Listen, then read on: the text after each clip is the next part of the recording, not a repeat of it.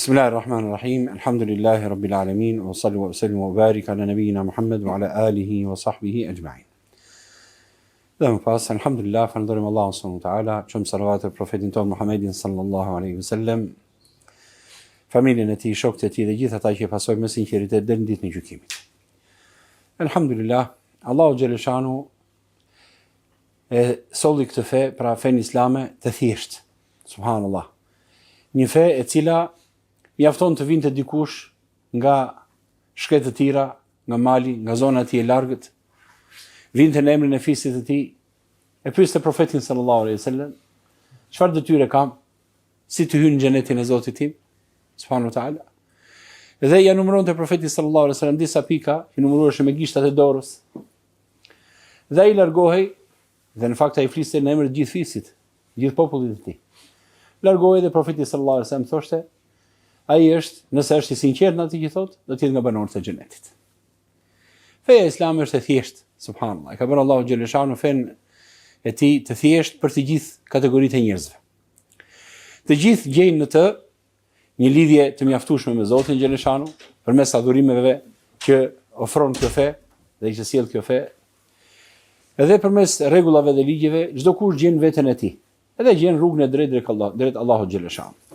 Për të fletë edhe ky hadith i sotëm, një hadith madhështor, shumë i rëndësishëm, edhe shumë i bukur në mënyrën se si t'i ftojmë ne njerëzit në fenë Allahut subhanahu wa taala. Kjo na tregon ky hadith edhe për mësime të tjera, përveç se pra mësime rreth fesë islame, mënyrës se si t'i ftojmë njerëzit, se t'i mësojmë ata inshallah.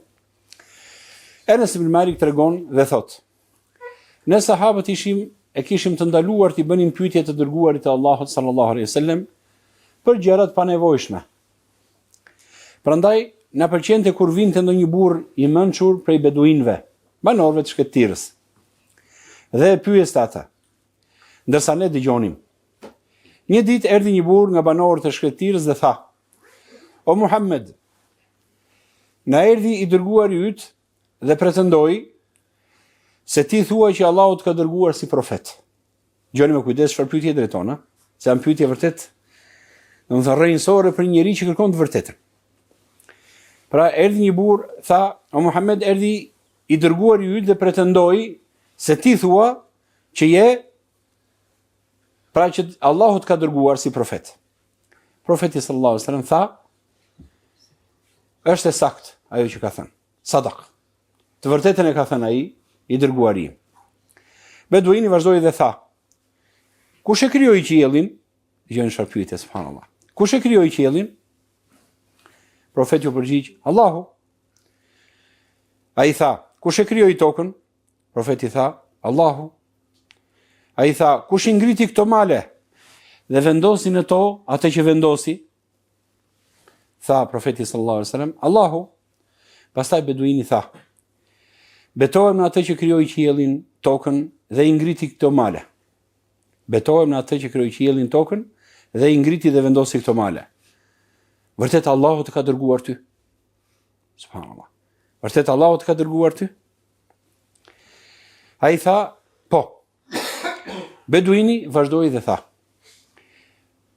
i dërguari yt që erdhi pretendon se ne kemi detyrë të falim 5 namaze në ditën dhe natën tonë.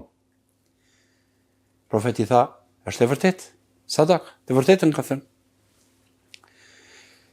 Tha beduini: betohem në Zotin që të ka dërguar. Vërtet Allahu të ka urdhëruar për këtë? Pra për namazet që na urdhëron ai i dërguari jot. Sigurohet tani për çdo detaj të fesë Allahu subhanahu wa taala. Tha profeti sallallahu alaihi wasallam: po. Vazhdoi beduini dhe tha: dhe pretendoi i dërguari yt se ne kemi detyrë të japim zekat nga pasuria jon. Tha profeti sallallahu alaihi wasallam: është e vërtet? Beduini tha: Allahu të ka urdhëruar për këtë? Allahu të ka urdhëruar për këtë? Profeti tha: po. Vazhdoi beduini dhe tha: dhe pretendoi i dërguari yt se kemi për detyrë të agjerojmë pra muajin e Ramazanit çdo vit. Tha profeti sallallahu alaihi wasallam: është e vërtet? Beduini tha, Allahu të ka urdhëruar për këtë? Tha profeti sallallahu alaihi wasallam, po. Pas kësaj, beduini e pyeti dhe tha, i dërguari jot, tha se kemi detyrë që të kryejmë haxhin në shtëpinë e shenjtë, pra në Kabe. I dërguari tha, po. Pra kjo është mënyra, biseda mes këtyre të dyve. Njëri i thjesht, pyetje të prera, po shumë të thella, subhanallahu. Një njeri që vërtet kërkonte rrugën e drejtë, edhe diti ku ta kërkoj. Rruga e drejtë kërkoj tek Allahu, si do të vi më poshtë. Vazhdojmë me hadithin, pastaj vazhdojmë me shpjegimin e saj. Tha, po, tha profeti sallallahu alaihi wasallam, është e vërtet. Allahu ka urdhëruar për këtë. E pohoi profeti sallallahu alaihi wasallam. Pas kësaj, burri u largua duke thënë, pasha atë që të ka dërguar ty me të vërtetën. Unë nuk do të shtoj dhe as nuk do të paksoj asgjë këtyre obligimeve që më urdhëroi. Nuk do shtoj as do paksoj në to. Atëherë profeti sallallahu alaihi wasallam tha, nëse ai është i sinqert, e mban fjalën, me siguri do të hyjë në xhenet. Nëse e mban fjalën, do të hyjë në xhenet. Thoni vëllezërit e mi, feja e Allahut është e vështirë. Është e vështirë? Të njohësh një Zot të vetëm, të dëgjosh të dërguarin e tij, të sigurohesh mirë se beduini pyeti Allahu të ka urdhëruar për këtë, pa do të kërkoj argumentin kë. Me gjuhën e sotme, ku është delili? Ke delil, ke argument, ka thënë Zoti, ka thënë profeti. Pra do vi pra shpjegimi, po subhanallahu sa i thjesht. Edhe u kënaqën sahabët sepse ky, madje si tha Umar ibn Khattabi do vi më pas, nuk kam parë thot njëri thot më të zgjuar, më të mençur, që t'i rendis pyetjet aq bukur si ky burr. Ka qenë Dimame ibn Thalib, ky është një nga domethënë ata të njohurit që kanë mbetur në kujtesën e gjithë ummetit tashmë. Për pyetjet e tij, domethënë gjithë përfshirëse të Islamit. Kjo është ajo që pyeti Dimame. Hadithin ka sjellë Imam Buhariu edhe Muslimi gjithashtu. Dhe padyshim është hadith i saktë. Konteksti dhe rëndësia e hadithit. Ky hadith është transmetuar nga sahabiu Anas ibn Malik. Dhe përshkruan një ngjarje domethënë se që ndodhi në kohën e profetit sallallahu alaihi wasallam. Në këtë ngjarje një burr beduin i parësimuar në normat e sjelljes së sahabëve, por i zgjuar dhe i sinqert, vjen për të bërë pyetje të drejtë për drejta rreth fesë së Allahut subhanahu wa taala.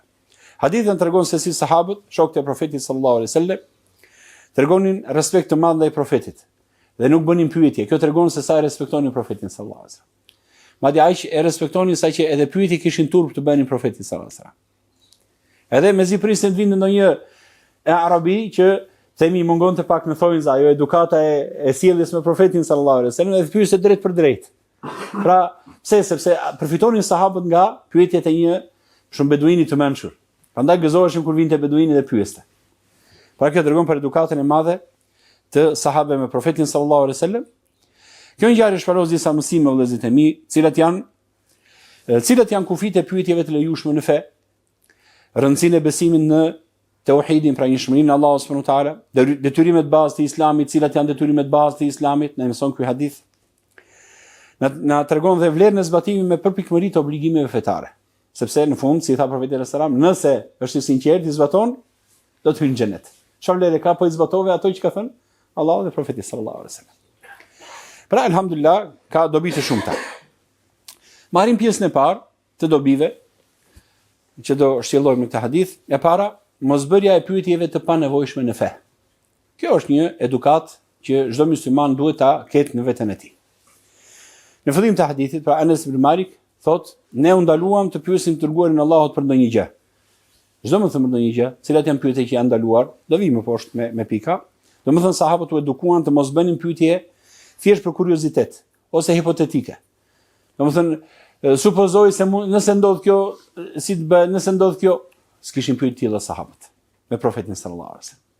Dhe në fakt muslimani duhet të kufizohet në pyetje që janë të dobishme, pyetje që e lidhin zemrën e tij me besimin, japin informacion dhe dije të dobishme rreth Zotit subhanahu wa taala, madhështisë së tij, fesë Allahu xhaleshano, rrugës si të hyjë në xhenet, si të shpëtojnë nga xhehenemi, cilat janë punët e mira që të përfitojnë sevape, kush janë gjunafe që të ruhen prej tyre. Pra, këto janë pyetje të cilat janë të dobishme dhe muslimani prekupohet me to. Nuk bën pyetje të kota thjesht për kuriozitet, për të mbushur ose për të, si themi, për të shuajtur këshërinë e tij, ëh? Domethënë dëshirën për të mësuar gjëra të çuditshme, jo, as pak. Muslimani pyet vetëm gjëra të dobishme, muslimani i rregullt themi, sepse çdo musliman pyesin dhe shpeshherë pyetje të kota, Allahu musta'an. Ata e kuptonin në fakt se gjërat për të cilat Zoti nuk na ka dhënë urdhë specifik janë lënë në bazën e tyre origjinale, pra janë të lejuara dhe nuk kishin nevojë që ata ta tepronin. Madje si ka thënë profeti sallallahu alaihi wasallam, muslimani domethënë që themi është i ngarkuar me peshë më të madhe është ai që për shkak të pyetjes së tij bëhet vajib diçka që nuk ishte më përpara, ose bëhet haram diçka që më parë ishte lejuar, për shkak të pyetjes së tij. Në këshëria e tij, teprimi i tij, subhanallahu, tepron me pyetje. Kujtoni këtu rastin e bijve të Izraelit. Kur i tha profeti tyre Musa alayhis salam, "Thërni një lop." Allah urdhëron të thërësh një lop. Po si duhet të jetë lopa? Çfarë ngjyre duhet të ketë? Çfarë moshe duhet të ketë?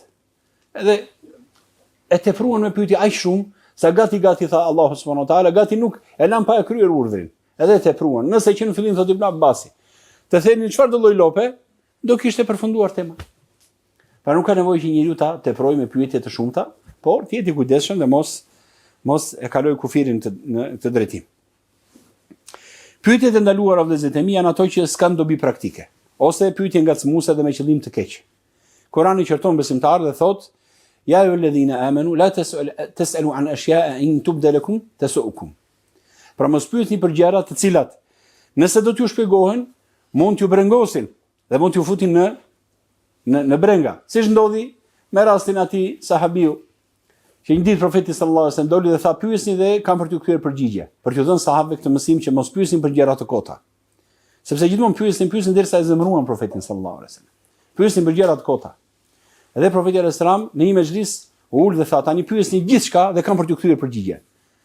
Por e pan sahabët zemërimin e profetit sallallahu alajhi wasallam dhe atë në fytyrën e tij dhe Umar i qau, gjithë njerëzit sahabët qanë dhe ulën kokat, subhanallahu. E kuptuan domosht që e tepruan shpesh, se thot Allahu në Kur'an: "Ya ayyuhalladhina amanu la tas'alu Rasulullahi kama su'ila Musa min qabl." Aturiduna an tas'alu Rasulullahi kama su'ila Musa min qabl? Doni ta pyesni dërguarin e Allahut siç u pyet Musa më përpara? Mos e teproni me pyetje. Dhe ulën kokën sahabët po qanin. U ngrit njëri prej tyre. E tha: "O dërguari i Allahut, kush është babai im?" Dhe në fakt atë gjithmonë e fyen e thoshin që ti je si i biri filan, ti je fëmijë dom jashtëligjshëm. E tha, "Kush është babai im?" Për këtë ka zbritur ky ajet. O që keni besuar, mos pyesni për gjëra që nëse do t'i vinte përgjigja, do të dëshpëroheshit e do sillte probleme të mëdha.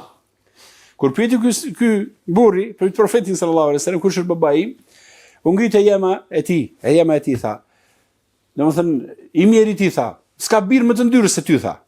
Do birë më të ndyrë se ty nuk ka dynjaja tha. Nëse jo tem do kishte bërë nga ato të xahilijes në një gjë, do t'ja nxirë bojën tani. Domethënë do kjo pyetur gjëra të tilla. Edhe në fakt ajo alhamdulillah ishte e pastër, sepse ai në fakt ishte i biri i tiatit, në fakt nuk kishte probleme të tilla. Dhe alhamdulillah nuk u turpurua domethënë. Në këtë rast e jema. Po ja tha këtë fjalë domos si pyet për gjëra të tilla domethënë, janë këto pyetje që pyesni.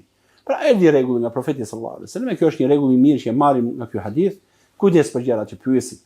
Nëse pyesin për gjëra dobishme që ka fryt, jo për gjëra që të dëmtojnë ose gjëra që mund të jenë themi shqetësuese për dikë, ose fyese dhe ofenduese, ose demaskuese, diskredituese për dikë. Jo, kjo ka mënyrat e saj që bëhet. Pra duhet njeriu të jetë i kujdesshëm në pyetjet që jep. Pyetjet e lejuara dhe të pëlqyeshme janë ato që duhem për sqarimin e fesë dhe udhëzimin në situata konkrete. Kur njerëzit hasin ndonjë problem apo çështje praktike, është detyrë të pyesin dietarët, njerëzit e dijshëm, ata që kanë marrë dije nga feja e Allahut subhanahu wa taala. Sikur thot Allahu subhanahu wa taala: "Fas'alu ahla dhikri in kuntum la ta'lamun." Pyesni njerëzit e dijes nëse nuk dini, por kujdes edhe në këtë rast. Bil bayyinati waz zubur. Me argumente dhe fakte. Pra edhe nëse pyet, gjithmonë muslimani pyet dhe thot, ka argument për këtë në fenë e Allahut? Cili është argumenti për këtë? Se ne nuk pyesim thjesht të marrim mendimin e dikujt. Mirë, mund të kemi mendim ose besim tek devotshmëria e dikujt deri diku. Por duhet që të marrim argument, kjo është dije. Ti po punon me dije tashmë, ka thënë Zoti, ka thënë profeti sallallahu alajhi wasallam. Dhe duhet domethënë që nëse merr mendimin, merr edhe argumentin, alhamdulillah. Merr argumentin. Çfarë tha ky sahabiu? Allahu të urdhëroi për këtë? Si tha? Fillimisht i tha Allahu të dërgoi, u sigurua për profecinë e tij. Është profeta, s'është profeta, flet në emër të Allahut. Pastaj domethënë Allahu ka urdhëruar për këtë, u sigurua disa herë. Argument, pra, edhe një herë pyesim, marrim porse me argument. Nëse dikush nuk është në gjendje të thotë argumentin, atëherë pyet, intereso, 1, 2, 3, nuk ka për Zoti të pamundur është njeriu. Nëse pyet, ai sa ke mundësi, edhe merr argumentin brenda mundësive të tua, elhamdulillah ke kryer detyrën. Se ti ke Kur'anin, ke libra, ke hulumto dhe shiko dhe kërko, elhamdulillah. Ai sa ke arritur pastaj nuk ke përgjegjësi tek Allahu xhaleshan, je i pastër me lejen e Allahut subhanahu wa taala. Sahabët në përgjithësi pra nuk bënin pyetje hipotetike nga edukata e tyre që kishin me profetin sallallahu alajhi wasallam. Po kur ndodhte diçka konkrete, për një problem personal apo diçka që donte përgjigje, ata e pyesin profetin sallallahu alajhi wasallam. Përzgjidhja, Allahu urdhëroi besimtarët mos të teprojnë me pyetje të kota, por në anën tjetër i nxiti që kërkojnë sqarim kur nuk dinë. Sigurisht se thamë në ajetin, pra me argument nga Zoti dhe profeti sallallahu alajhi wasallam. Kjo është qasja e balancuar me Islamit në lidhje me pyetjet që i drejtohen njerëzve të dijes. Së dyti, mençuria e sahabëve dhe gëzimi kur pyesej një beduin i mençur. Sahabët e profetit kuptonin mirë të parim. Ata ishin të hetur për dije dhe u pëlqente kur vinte dikush i jashtëm dhe bënte pyetje të dobishme, të mira. Sepse ai që vinte nga jashtë ai bënte pyetje se do të merrte informacion të plotë dhe ata mund të kishin dëgjuar këto informacione nga profeti sallallahu alajhi wasallam. Por kur vinte dikush dhe profeti i jepte përsëri dije, mund sillte diçka shtesë ose diçka që i përshtatej atyre, dhe këta merrin dituri tjetër, domethënë më të plot nga profeti sallallahu alajhi wasallam. Pra ishin të hetur kur vinte dikush dhe bënte pyetje. Enesi thotë, na pëlqente kur vinte ndonjë burr nga beduinët, por jo çdo lloj burr nga beduinët, se nga beduinët mund të vinë njerëz që mund të mos kishin edukate, as pyetje logjike mund të mos bënin, por i mençur thotë. Dhe ai e pyeste profetin ndërsa ne dëgjonim. Kjo është fjala e Enesit, tregonte gjendjen e sahabëve. Kjo tregon gjithashtu edhe faktin që sahabët rinin rreth profetit sallallahu alajhi wasallam. Gjithkohë atyre rinin me profetin sallallahu alajhi wasallam. Nuk mund t'i gjeje sahabët, domethënë nëse ulej profeti në mezhlis, ata rinin me të. Dhe merrin gjatë gjithë kohës merrin mësim nga profeti sallallahu alajhi wasallam. Sa gjithë ditën të rim në xhami, gjithë ditën të rim të dëgjojmë për fenë, se çfarë kjo është jeta. Po kjo është jeta. Jetën kësaj dynjaje që ke gjë më të mirë për bërë, nëse do kërkosh, o do shkonin në treg të punonin, ose siç kishin punët e tyre të përditshme dhe pastaj vinte momenti që uleshin bashkë, uleshin me profetin sallallahu alajhi wasallam. Nuk kishin mezhlise të tjera, kalonin kohën. Ose ta vrisnin kohën më mirë të themi. Porse mezhlise, dhikri, përkujtimi, ku merrin dhe mësim nga profeti sallallahu alajhi wasallam. Dhe nëse atëherë kishin profetin, sot nuk e ke profetin, por sot ke hadithet e profetit sallallahu alajhi wasallam. Sot ke librin e Allahut, ke librat e hadithit, ke librat e dietarëve të cilët alhamdulillah janë mes nesh, alhamdulillah.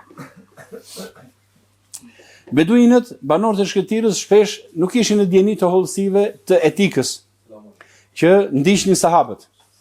Ndaj ata mund të bënin pyetje lirisht. Pra vinin dhe nuk është se themi kufizoheshin nga ndoshta etika të folurit që kishin mes njëri tjetrit, sahabët. Kjo ishte një mundësi ardhur për sahabët e pranishëm, sepse pyetjet e një personi të zgjuar do të merrnin përgjigje nga profeti sallallahu alaihi wasallam, dhe kështu gjithë do të mësonin diçka të re. Profeti ja aprovonte këtë mënyrë të nxënit në grup, pra kërkimit të dijes në grup. Prandaj sahabët prisnin me dëshirë ndonjë pyetje nga të tjerët. Prandaj dhe Umar ibn Khattabi çfarë thotë? Nuk kam para askënd që të bënte pyetje më të mira dhe të shkurtra për mbledhse se sa Dhimam ibn Tha'laba. Ky pra sahabi beduin që erdhi për të pyetur. Kalojmë te pamja tjetër në hadith. Paraqitja e beduinit dhe qëndrimi i profetit sallallahu alaihi wasallam. Nga arfimet e tjera mësojmë që e sjellim po këtë hadith në për versionet e tjera. Mësojmë se Dhimam ibn Tha'laba erdhi në Medinë si përfaqësues i fisit të tij. Pra ai nuk erdhi vetëm për veten e tij, erdhi nga populli i vet. Shko dhe merr vesh saktësisht, pra e kërkoi populli i vet të dërgoi dikë të kërkonte diturinë e profetit sallallahu alaihi wasallam. Pra kështu janë popujt. Njerëzit shkojnë, secili shkon dhe merr dijen fetare. Dhe ai që merr të dijen fetare nuk e mor dijen fetare për të ikur nga vendi i tij. Ta braktisë vendin e tij. E mora dijen tash ik, unë e mora dijen time, vendi im s'ka nevojë. Jo, populli jot ka nevojë për ty. Ti e morë dijen fetare. Dhe ti duhet vish tek populli jot dhe ti mësosh atyre hollësisht me besnikëri atë që mësove nga feja e Allahut subhanahu wa taala. Pra e dërgoi populli i tij, siç vjen në transmetimet e tjera. që ai siguroi nga vetë profeti rreth mesazhit islam. Ai hyri në xhaminë e profetit sallallahu alaihi wasallam, një tjetër pamje kjo vjen në transmetim tjetër, hyri me deve në xhami, subhanallahu. Me deve, mori deve hyri në xhami. Brenda ndaj ku faleshin njerëzit. Xhamia e profetit sallallahu alaihi wasallam, mos kujtoni se ishte me tapet siç e kemi ne. Ishte me guralet. Ishte guralet. Domethënë biles edhe kur ulesh mbas se të vriten gjunjët, prandaj mendimi më i saktë është që vinte duart në fillim. Se po të ulesh me gjunjë në gurales të vriten gjunjët shumë. Pra vendos të duart në fillim. E rëndësishme, s'është kjo çështja që po diskutoj. Pra u fut me gjithë deve në xhami, thot subhanallahu. E lidhi aty dhe pyeti me zë të lartë. Cili prej jush është Muhamedi? Në gjithë njerëzit të ulur, kush është Muhamedi?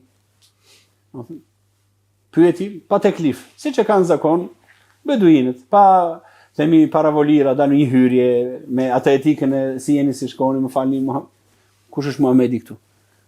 Sallallahu alaihi wasallam. Kuptoni pamjen? Deven, e lidhi deven, u fut kush është Muhamedi. Kjo pamje, në këtë çast profeti sallallahu alaihi wasallam ishte ulur me shokëve të tij në tokë, thot. Profeti ishte ulur në tokë, si gjithë të tjerë. I thjesht, i padallueshëm nga ata. Se po ta dallonte, po të ishte dikush i ulur, e ke parasysh në një koltuk ose ulur sipër, ta merrte vesh që më ky do të jetë, se ky që ka ulur më vete, jo, ishte ulur me gjithë të tjerë. Si gjithë të tjerë në tokë. Profeti sallallahu alaihi wasallam.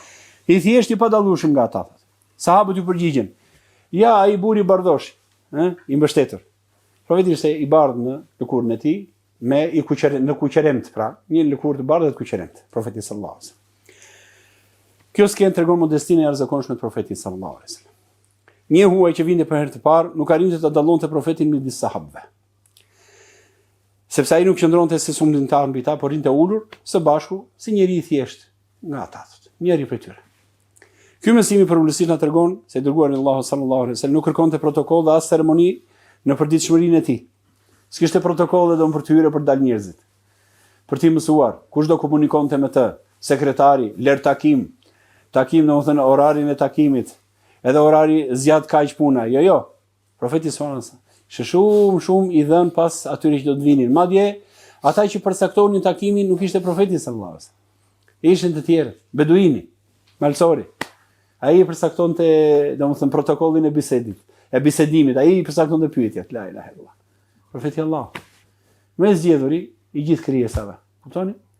Kurse sot, përftoni domethënë çfarë komunikimi kemi, atëherë se do pranoj njerëzit islamin, kur ne jemi aq larg njerëzve, aq larg domethënë me marrëdhëniet me ta. Ky mësim i përulësisë na tregon se dërguar Allahu thash nuk kërkonte protokoll as ceremoninë për ditëshmërinë e tij, nuk kërkonte domethënë ofiqet, themi, ai ishte i afërt me njerëzit. Sahabët nuk ngriheshin në këmbë, subhanallahu, për respekt kur ai hynte. E dinin domethënë zemërimin e profetit nëse ngriheshin në këmbë, subhanallahu. Pra vinte profeti i Allahut të ngriheshin në këmbë, se sot ne në këto viset tona ose në këtë zonën tonë edhe njerëzit që kanë pasur mbretit, domethënë duhet ngrihesh në këmbë të gjithë derisa të ulej mbreti. Pastaj pasi ulej mbreti uleshin të gjithë. Ose mund të ulej mbreti që ndronë të gjithë në këmbë. Jo, valla, s'ka kështu. Madje këtë urrente profeti sallallahu alaihi wasallam. Nuk guxonte kush të ngrihe.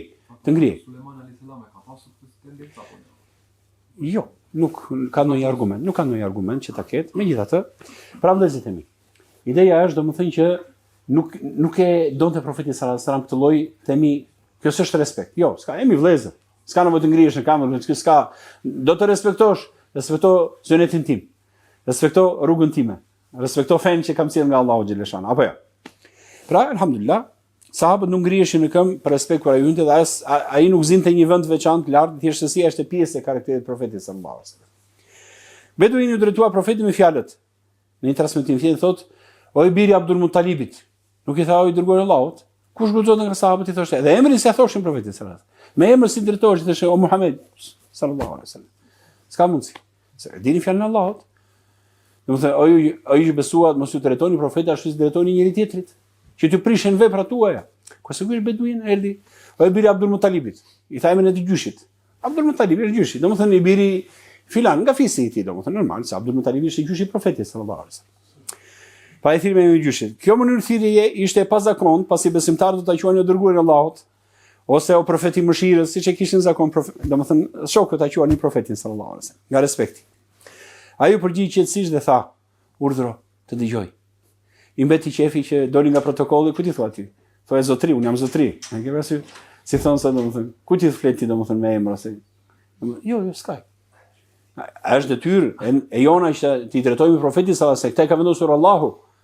Edhe ne ti themi o dërguari i Allahut ose profeti i mëshirës, ja nabi Allah, ja rasulullah. Ne kur i drejtoheshin kur ishte profeti sallallahu alajhi wasallam gjallë. Por profeti nuk u mërzit. I tha urdhro të dëgjoj. Urdhro të dëgjoj. Un jam, domethënë i biri Abdul Muttalibit. Urdhro të dëgjoj. Duke bërë me dije se po e vërente dhe le të pyeste lirshëm. Kjo tregon durimin dhe edukatën e profetit sallallahu alajhi wasallam.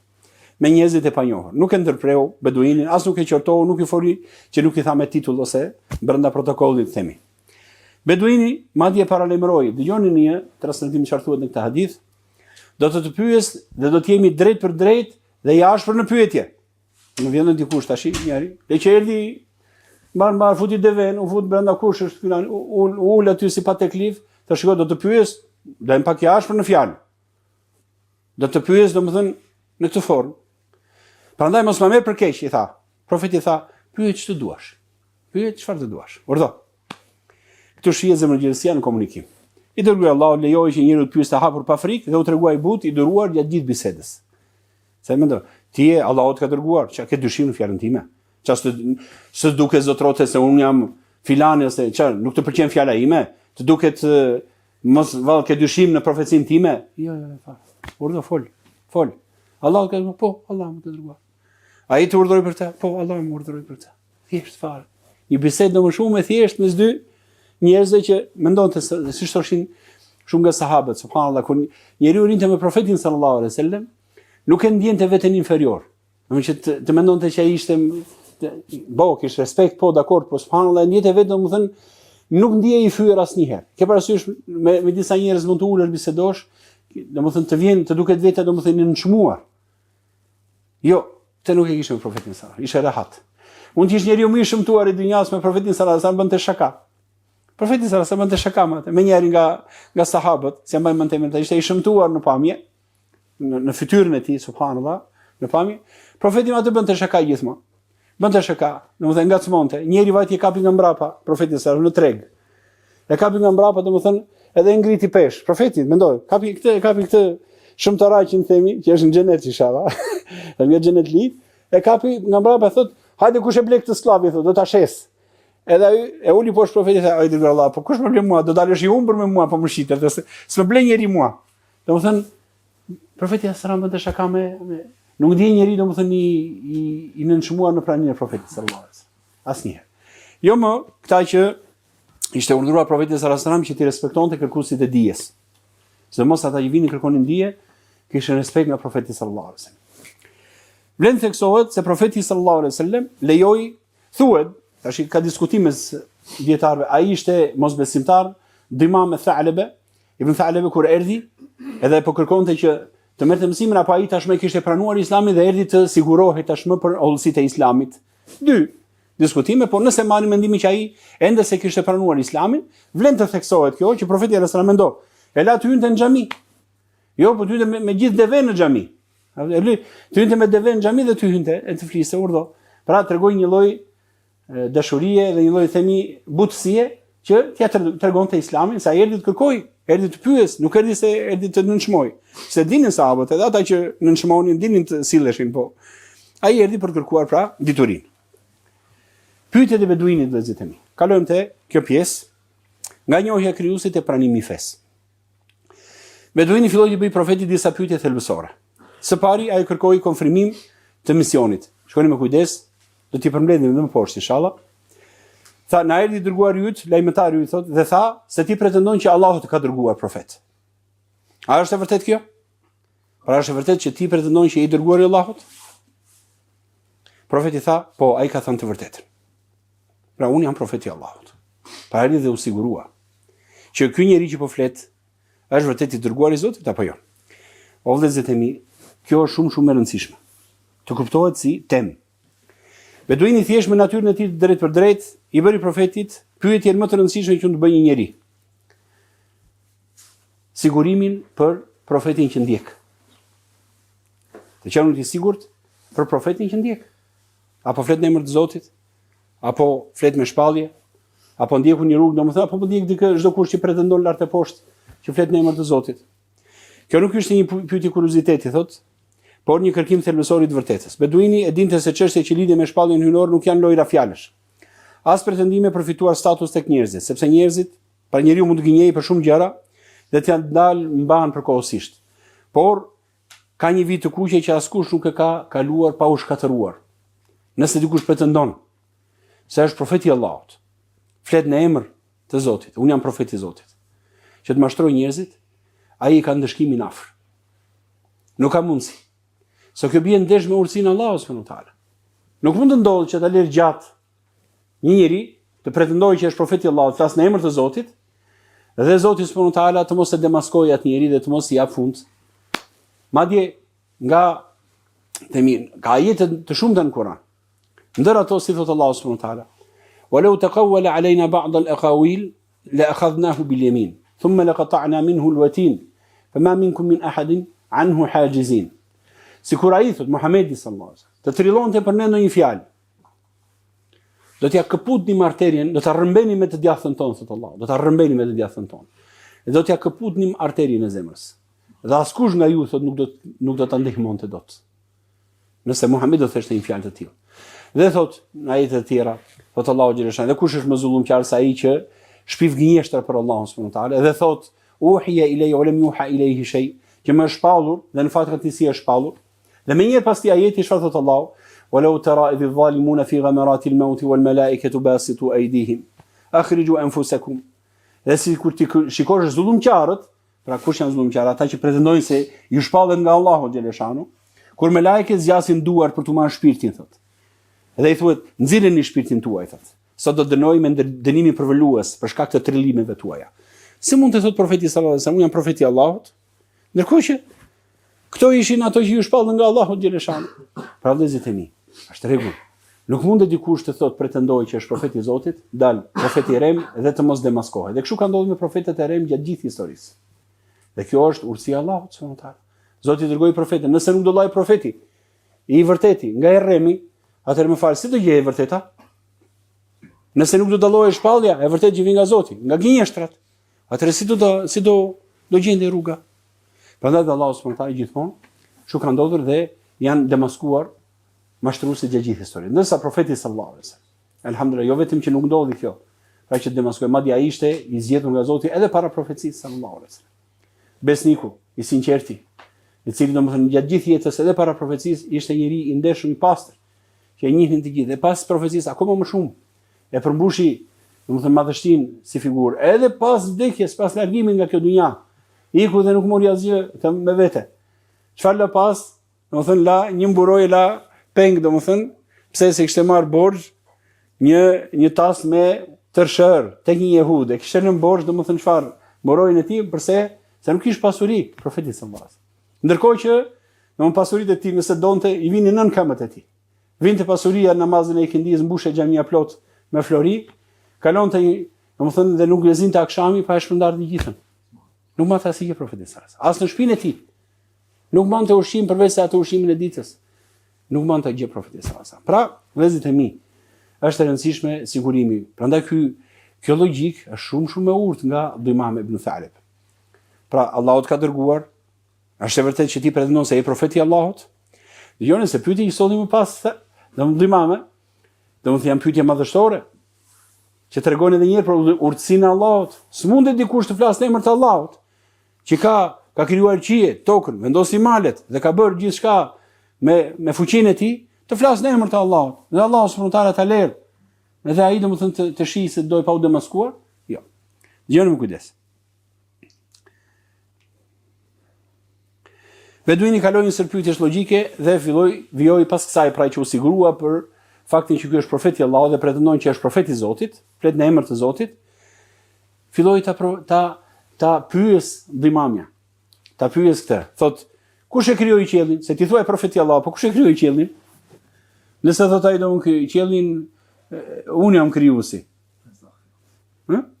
Apo jam unë krijuesi, unë i bëra këtë gjëra. Çfarë do thoshte Dhimamja? Do mbaroj biseda jon, do thashë, ikam. I mori pyetjet me radhë. Kush e krijoi qiellin? I tha profeti sallallahu alajhi wasallam, kush e krijoi tokën? Kush i ngriti këto male dhe vendosi në to ato që vendosi? Mendo, dhe imamja me ato kishte të bënte.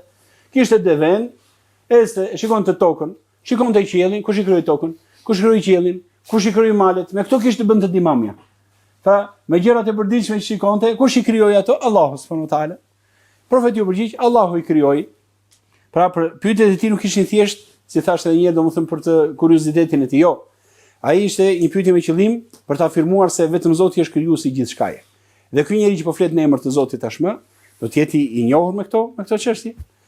Atëherë, beduini po udhëhiqte bisedën drejt pikës kyçe, subhanallahu. Nëse Allahu është krijuesi absolut i qiejve, tokës dhe maleve, atëherë vetëm ai mund të ketë dërguar një profet ndër ne. Pra patjetër është logjike, ai që ka krijuar gjithçka ka një qëllim me ne, atëherë duhet na sqarojë çfarë do prej nesh, logjike do dërgojë një profet.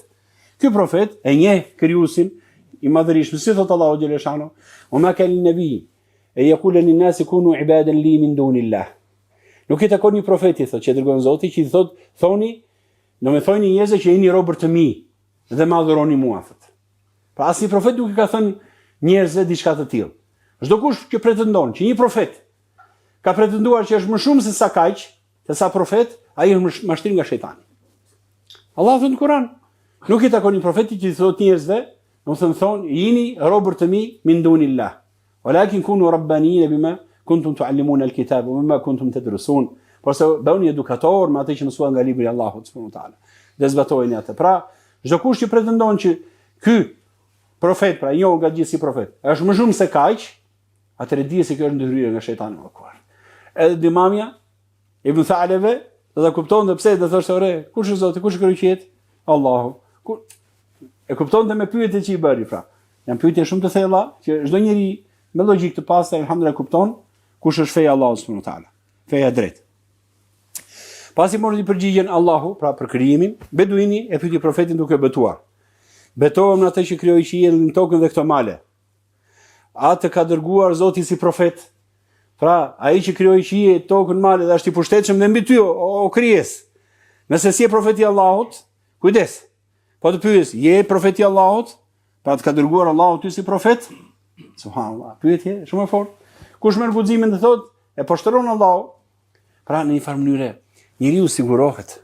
Cilat janë mësimet e këtij profeti? Çfarë fton ky profet? Cili është ligji që sjell ky profet? A është ky brenda asaj natyrshmërisë së pastër, ligji i pastër i rregullt, fton adhurimin e një Zoti të vetëm, nënshtrimin ndaj rregullave të tij, ndaj ligjeve që kanë ardhur me gjitha shpalljet, apo është dikush që thjesht ka një qëllim të caktuar, kërkon domethënë ka një agjendë të dyshimt që bie ndesh me gjithë fetë që kanë kaluar. Pra njeriu arrin të dallojë me këtë lloj pyetjesh, arrin të dallojë domethënë kush është haku dhe kush është batili, pra e kota. Ai praktikisht po thoshte, pra a thua se po thoshte Imam Ibn Thalebe, duke qenë se Allahu është krijuesi i gjithësisë, ai e ka fuqinë dhe të drejtën të të dërgojë ty si të dërguar ndër ne. Pra është e drejtë e tij dhe jo e drejtë e dikujt që se ka këtë takor dhe të flas unë jam i dërguari i Allahut. Pra kujdes. Merr masa se mund të vi diçka nga Zoti. Beduini vazhdoi me pyetjet rreth detyrimeve kryesore fetare. Pra pasi u sigurua dhe pyeti mirë dhe u sigurua për profecinë e atij që flet në emër të Zotit, atëherë vijoi të pyes për fen. Pra kjo është tamam ajo që duhet të di çdo njeri. Në fakt, këto janë ato për cilat do pyetim në varr. A do pyetim në varr? Çdo njeri do pyetet ato pyetjet në varr. Cilat janë pyetjet e varrit? Kush është Zoti yt? Kush krijoi qiellin? Kush e krijoi tokën? Kush e krijoi malet? Kush? Allahu. Kush është profeti yt? Allahu të dërgoi ty? Allahu të dërgoi ty profet? Kush profeti? Dhe pastaj, cilat janë detyrimet? Beduini vazhdoi me detyrat fetare. Feja e Allahut. Cila është feja e Allahut? Cila është feja jote? Islami. Islami dorëzimi tek Allahu xhaleshan. Ta adhuroj një Zot të vetëm, ti bindim rregullave të tij që janë rregullat e vetme që rregullojnë jetën e njeriu në dynjë dhe në ahiret. Atë beduini vazhdoi me pyetjet rreth detyrimeve kryesore fetare. I dërguar yt, lajmëtari pretendon se na obligon të falim 5 namaze në ditë dhe në natë. Profeti e konfirmoi, ka thënë të vërtetën. Që do thotë po, Allahu e ka bërë farz, faljen e 5 kohëve të namazit çdo 24 orë. Beduini pyeti sërish duke beduar, atë ka urdhëruar Zoti yt për këtë? Shkoj subhanallahu. Edhe në detajet e fesë namazi. Ka urdhëruar Allahu për këtë. Është detyrë nga Allahu. Nëse si ti themi sot, ore ka argument për këtë punë? Ka argument për të punë? Ta bëj këtë punë, po ka argument? Kush e ka thënë këtë që duhet? Jo, do të falim 6 vakte në ditë. Ç'është kjo 5 vakte? 6 të falim ne sot. Ose 7. Se janë 7 që je 7 toka. Edhe namazet 7 do jenë, po 5 i kanë lënë mangut. 1400 vjet gabime kanë pasur. Kjo argument për të punë. Ose vinë sa apo jo, kushta 5 vakte. Ku ja kemi futur në 5 vakte? Ku ka në Kur'an 5 vakte namaz? E çfarë kur të dalë? S'është problem. E rëndësishme ta kesh në zemër Zotin. Gjitha këto thoj këtë pyetjen. Allahu të ka urdhëruar për këtë punë? Allahu të ka urdhëruar? Po, Allahu, thot profeti sallallahu alaihi wasallam. Pra 5 vakte namaz janë nga Allahu xhaleshan. Edhe u sigurua edhe një herë kjo. Kjo formë dyfish të pyetjes tregon se beduini donte se siguri maksimale që çdo detyrim ishte me të vërtet shpallje nga Zoti xhaleshan. Jo thjesht fjalë vetëm profeti sallallahu. Megjithëse kjo s'ka se profeti po e tha është detyrim. Po ai, domethënë u sigurua edhe një herë për obligimet. Me pas e pyeti për zakatin, i njëjti formulim që mos vonohemi. Pra, pretendoi dërguari që t'japim zakatin, t'japim të varfërët tan. Allahu ka urdhëruar për këtë, po i thashte profeti sallallahu alajhi wasallam. Për të agjëruar Ramazanin, Allahu ka urdhëruar këtë, po i tha profeti. Për të kryer haxhin, e njëjta gjë. Vlen përmendet se në disa transmetime nuk përmendet haxhi në këtë bisedë. Kjo varet nga ata të cilët e kanë transmetuar. Dikush transmetoi dhe mbante mend të gjithë skenën ose gjithë themi bisedën, dikush se mbante mend, edhe nuk i solli një pjesë. Kështu që mos u habisni ndonjë transmetim, dikush mund ta sjellë thotë, ja nuk është sjell haxhi. Si e qoftë, kjo është shkaku, domethënë shpesh transmetuesit nuk e sjellin me gjitha detajet. Unë solla edhe detaje nga transmetimet e tjera. Deveja që u fut në xhami, hyrja në xhami, pyetja o i biri Abdul Muttalibit, kjo nuk është sjell në Sahih Buhari. Kjo janë sjell nga transmetimet e tjera, siç i kanë sjell, domethënë ata që mbajnë mend detajet, secili sipas asaj që mban mend. Pra, alhamdulillah nuk ka kundërthënie në thelbin mbetet i njëjti hadithi, por se dikush ai sa mbante mend e ka sjell në hadith. Thjesht që të mos bëni konfuz nëse vjen e dëgjoni hadithin me një tekst, domethënë të ngjashëm. Beduini pasi mori gjitha këto përgjigje vëllezërit e mi, me vendosmëri shprehu pranimin e tij dhe tha: Unë besoj në atë me cilën ke ardhur dhe do të bindem këtyre urdhrave. Betohem në Zotin që të dërgoi ty. Betohem në Zotin që të dërgoi ty. Se nuk do të ushtoj asgjë dhe as do të paktoj asgjë nga këto obligime. Me këtë fjalë ai deklaroi besimin, imanin e vet dhe vendosmërinë për tu përmbajtur fesë islame sikurse ishte urdhëruar, as më shumë as më pak. Fraza s'do të shtoj as paksoj. Do thotë që ai do të kryejë detyrimet ashtu siç janë, pa e transformuar fenë e Allahut subhanahu wa taala. Sepse, me fjala, nuk janë vetëm këto obligimet e njeriu në jetën e tij apo jo. Shumë njeriu është i obliguar, domethënë që të kujdeset për familjen, të ushqehet me halal, të kujdeset për fëmijët e tij, të ruaj halalin, larg harameve, pra, jo se në kuptimin e ngushtimit feja Allahut është ajo që vjen me argumente. Dhe kjo e ka dhënë një farë mënyre mes hadithit, dhe kjo kuptohet.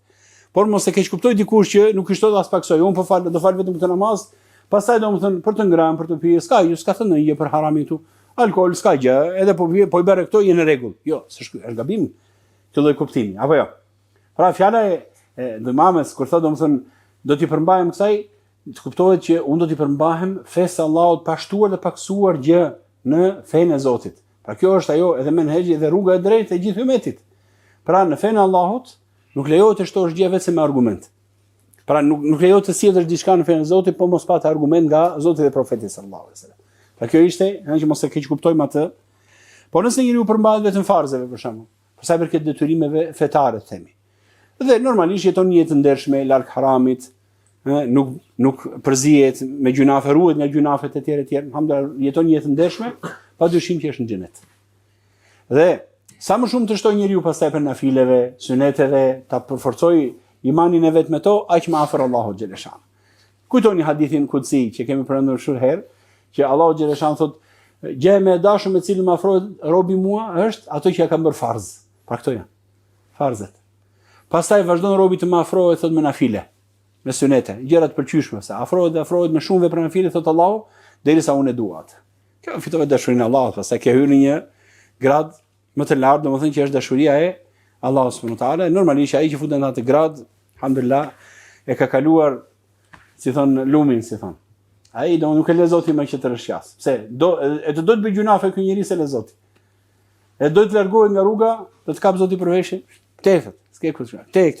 Po dal. Pra, alhamdulillah, është një gradë e madhe, por nëse, alhamdulillah, njeriu i përmbahet këtyre farzeve, alhamdulillah, është në hajër të madh. Është mirësi të madhe nga Zoti xhaleshanu. Ky është një pojim i jashtëzakonshëm që vjen nga profeti sallallahu alajhi wasallam. Nëse njeriu beson në Zotin dhe dërguarin e tij, dhe kryen me përpikmëri detyrimet e fesë, 5 shtyllat, ai do të shpërblet me xhenet natyrisht nëse është i sinqert, se profeti tha, nëse është i sinqert në të tha. Nëse është i sinqert. Pra, ti e thua këtë, pastaj nga krau tjetër nuk zbaton gjë nga ato. Nuk kupton se ai duhet ta mbaj premtimin. Domethënë të vazhdoj gjithë jetën në besim të pastër dhe në zbatimin e obligimeve. Pa bërë gjëra që i prishin ato, si shirkun, gjunafet e mëdha, padrejtësitë. Pra, nëse ti bën shirk dhe padrejtësi, atëre ti mund të falësh gjithë ditën. Por nëse të ke cënuar imanin e Zotit, ato pikat bazë që edhe vetë Arabiu i përmendi, kush krijoi larg shirkut, madhështia e Allahut xhaleshanu, pra nuk kam vlerë ato vepra pa pastruar imanin dhe besimin. Duhet njeriu të jetë i kujdesshëm.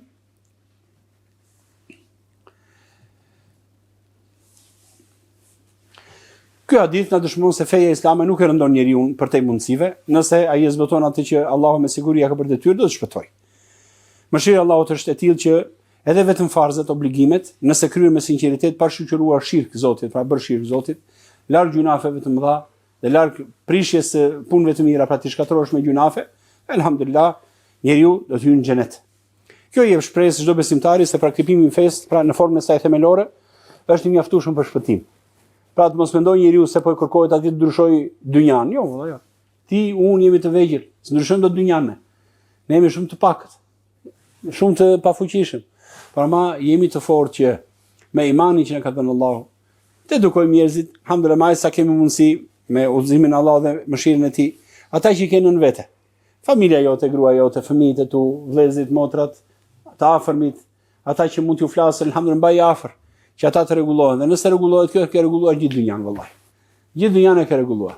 Se alhamdulillah njerëz që adhurojnë Allahun, që duan hajrin, kujton se ta njerëz që nuk i bëjnë shirk Zotit, nështrojnë Allahun si familje, si zonë, si lagje, ku diun, si qytet, mblidhen gjithë dhe adhurojnë Allahun xhaleshan. Kujton se Allahu subhanahu wa taala do t'i lënë ata në mëshirën e qafirëve. Ose ata domethënë të bëjnë zullume, jo vallahi. E gjithë puna kthehet tek ne. Pra nëse kthehemi në fenë Allahut me shumë pastërti dhe thjeshtësi. Zbatoj fenë Allahut xhaleshan në veten tënde, në familjen tënde dhe fol dhe zero, duke marrë njerëz të mirë me vete. Pra, thiri njerëzit të afrohen në këtë adhurim, në këtë pastërti që të ndjen këtë kënaqësi që ka dhënë Allahu dhe vallahi pastaj hajri vjen desha pas deshe. Do ta sjell Zoti xhaleshan. Mendoni, si është prapur Islami o vëllezërit e mi? Edhe vetë profeti sallallahu alajhi wasallam nuk është se u fut në Mekë me luftë, valla. U fut me ka ushtrirua. Nuk u vra, madje i shiroi dhe edhe ata që e patën vrarë profetin sallallahu alajhi wasallam dhe temi të afërmit e tij i shiroi profetin sallallahu alajhi wasallam. Shikoni në gjithë botën si ka shkuar Islami. Shkoni. Shikoni në Indonezi si shkoi, me tregtar shkoi. Në Andaluzi, një grusht njerëz shkuan nga Emevitet, shkuan dhe çliruan Andaluzin, në kuptim si çliruan. Një grusht njerëz çliruan gjithë Andaluzin. E prapën fenë Allahut, shkuan dhe prapën me pastërti, njerëz tregtar u vendosën, jetuan, krijuan bashkësinë e tyre, u zgjerua ky rreth duke parë pastërtinë dhe mirësinë e tyre edhe jetës së tyre dhe alhamdulillah prap hajri. Kështu prap hajri domethënë në të gjitha vendet. Nuk është se lufta ka qenë se kjo është ajo që promovohet gjithmonë se që jepet gjithmonë. Që është prapë jo vëlla. Islami është prapur me alhamdulillah me forcën e fjalës. Prandaj vëllezërit e mi, alhamdulillah kjo ka vlerë shumë të madhe ky hadith që ta zbatojmë në veten tonë vëllezërit e mi. Pas të dialogu, Imam Ibn Tha'laba u kthye te fisi vet, thuhet se sapo mbritja ju tha, për Zotin unë sapo vi nga i dërguar i vërtet i Allahut. Ai na urdhëron kështu e kështu, duke shpjeguar fen.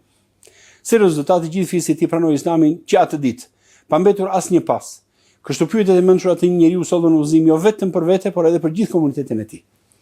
Sahabët e profetit u kënaqën shumë me lajmin se fisi Banu Sa'd pranoi fen Allahu si rezultati i misionit të suksesshëm të Imamës. Subhanallah.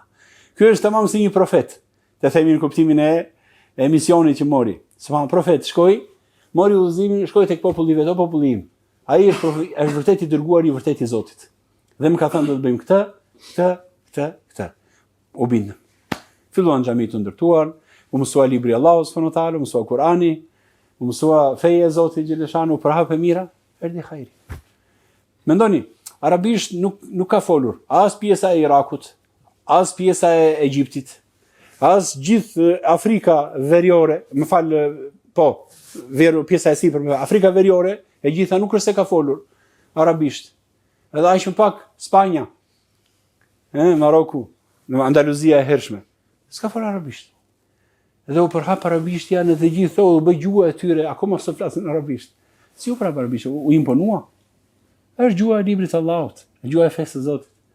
U përhap dhe mësuan fenë Allahut subhanahu wa taala. Mësuan Kur'anin, mësuan hadithin e profetit sallallahu alaihi wasallam. Dhe kështu u përhap. U përhap dhe mësua, pra edhe vetë si gjuha e Kur'anit. Edhe sot vazhdojnë ato vende, akoma kjo është gjuha e tyre, edhe pse nuk është gjuha e tyre themi origjinale e tërve të tyre. Pra them elhamdulillah, ky ishte misioni që mbajti Dimame. Ky burr e thuhet që Dimamja, subhanallahu, ka pas, domethënë flokët gërsheta. Siç ishin beduinët i mbani gërsheta të gjata, flokët e tij të zeza gërsheta. Domethënë Dimamja i hithe flokët pas. Sahabët e profetit u kënaqën shumë që Benu Saad pranoi fenë Allahut se rezultati i misionit suksesshëm të Dimames, i cili me drejtë i tha profetit: "Jam i dërguari i njerëzve të mi që kam pas vetes." Pra kur erdhi tha: "Më i dërguar nga ata më kanë sjell." Të sigurohen. Kjo na kujton se çdo musliman i ri ka përgjegjësinë të ndajë dijen dhe udhëzimin me të tjerët. Ashtu si ky sahabi shkoi më një herë për çoj tet vetet mesazhin e profetit sallallahu alaihi wasallam. Pra alhamdulillah, kjo është feja jonë, thjesht fare. Zbatoje në veten tënde me ndershmëri, me pastërti, me çiltërsi, marrëdhënien që krijojmë me Zotin xheleshanu. Detyra të pakta ato janë, por kujdes, merri dhe perfeksionoj. Kur thot namazin, tu përfshihet gjithçka që lidhet me namazin. Çfarë thuhet në namaz, çfarë synon namazi, të meditosh në namazin, zekati, çfarë përfshin brenda, agjerimi, pra feja Allahut, kjo është e numëruar me gishtat e dorës. Por subhanallahu duhet që të jemi të ditur në fenë Allahut xheleshanu, me argument nga Zoti dhe profeti sallallahu alaihi wasallam. Dhe të jemi të kujdesshëm në njohjen hollësisht dhe pastaj ngadalë ta përhapim të tjerë. Ky është mesazhi i këtij hadithi, dhe haditheve të ngjashme. Pastaj dietarët kanë folur hollësisht, por ne po e mbyllim sot këtu inshallah. Për mënyrën e argumentimit që solli Dimame, pra për ekzistencën e Allahut xheleshanu, edhe për rëndësinë e njohjes së profetit, institucionit të profecisë. Pra nuk mjafton vetëm njeriu të njohë që është një krijues, se këtë gjithë njerëzit po thuajse në natyrën e tyre pranojnë, thotë, mirë, është një Zot aty lart. Gjithë problemi skalon te hapi i dytë, siç kemi folur shpesh. Hapi i parë është pranimi me siguri i Zotit. Hapi i dytë, ky Zot ka një qëllim me ty. Allahu të ka dërguar? Po, padyshim që Allahu do dërgojë dikë, se është pjesë e urtësisë së tij. Pastaj që e ka dërguar, ka një qëllim, çfarë do? Na thaj që kemi detyrë namazin. Allahu ta ka bërë detyrë namazin, është vërtet? Domethënë hapat që duhet hidhen nga njerëzit to janë. Është një Zot, po, është një Zot, e pranove. Atëherë nëse pranon një Zot, kalo tek faza tjetër, ai të dërgimi i profetëve dhe shpallja e librave, marrja e udhëzimeve. Nuk është qëllimi i ekzistencës së Zotit, vetëm është një Zot që ka krijuar për të justifikuar rregullsinë e qiejve dhe tokës, ndryshe si ekzistojnë? Jo, nuk është vetëm kaq. Pra duhet kalojmë në fazat e tjera dhe ky hadith e ka trajtuar dietarët kanë folur në këtë hadith hollësisht, megjithatë, mbase në një mezhlis tjetër, elusallahu na jep ditë dobishme o vëllezërit e mi, elusallahu na forcoj imanin, na bëj të vazhdueshëm në fenë e tij, elusallahu na lehtësoj rrugtimin, deri në ditën që ta takojmë atë dhe të jetë i kënaqur për nesh. Subhanakallahumma hamdik, ashhadu an la ilaha illa ant, astaghfiruka wa atubu ilaik.